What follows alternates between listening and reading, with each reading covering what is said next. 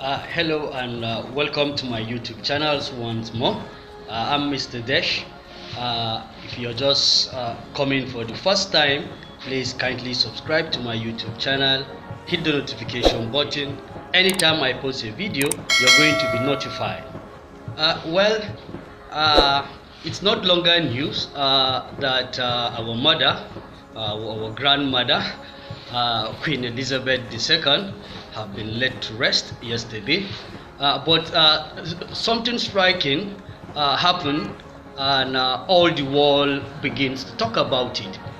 Yes, African leaders stuck in a bus.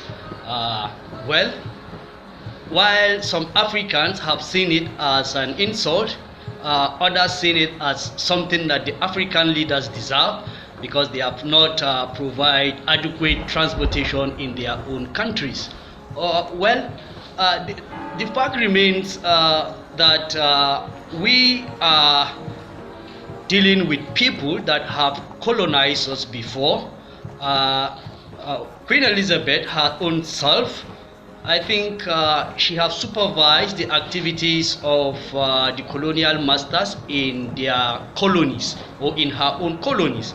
And you see, the truth about the whole issue here is that it's not only African leaders that were inside the bus or that were provided with a bus to facilitate their movement in London. No, some other head of states have also joined suit.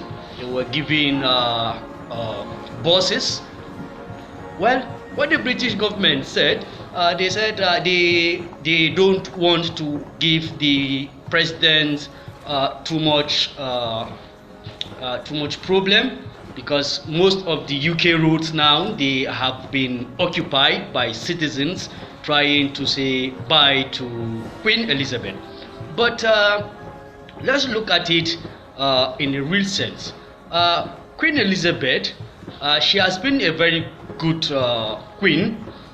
Well, I know some of us have our own differences based on slavery and colonialism. You know, people will talk and people will say a lot of things. But the truth remains that we Africans, we should not always put blame on the white or on the colonial masters, because we've been given independence. We have tried our own best to fight for independence. Well, we've gotten independence, some of us 40 years, some of us 30 or thereabout. But you find out that our development is nowhere, our development is just zero. Well, let's look at it objectively. Could it be that our colonial masters decided to put our leaders in a bus? Well, I don't think so, but everybody have his own opinion, which you can drop it at the comment section. Let's discuss. Let's find out exactly what happened.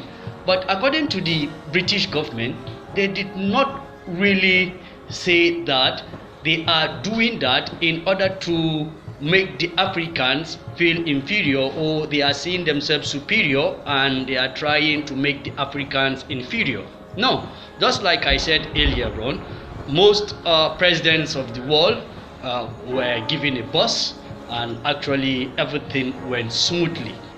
You know, what so many social commentators are asking is that why will the British government allow the US President Joe Biden to use his own personal car, or a car in which the FBI calls the Beast?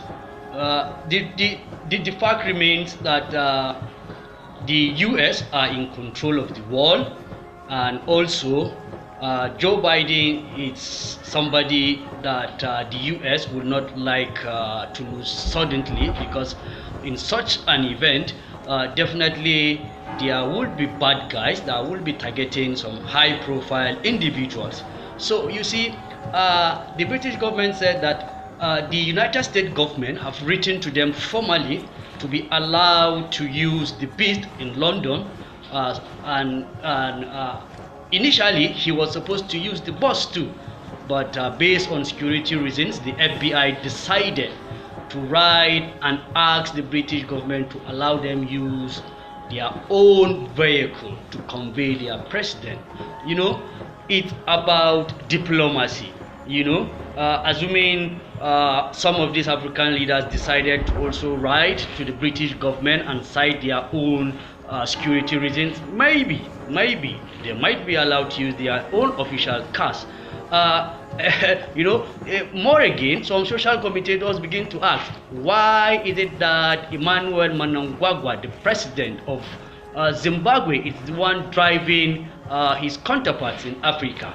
Well, for that, I don't think I have a better explanation to it, but the truth remains that it's based on security situation. That's why the US government were allowed to ship in their vehicle to London for the burial of Queen Elizabeth.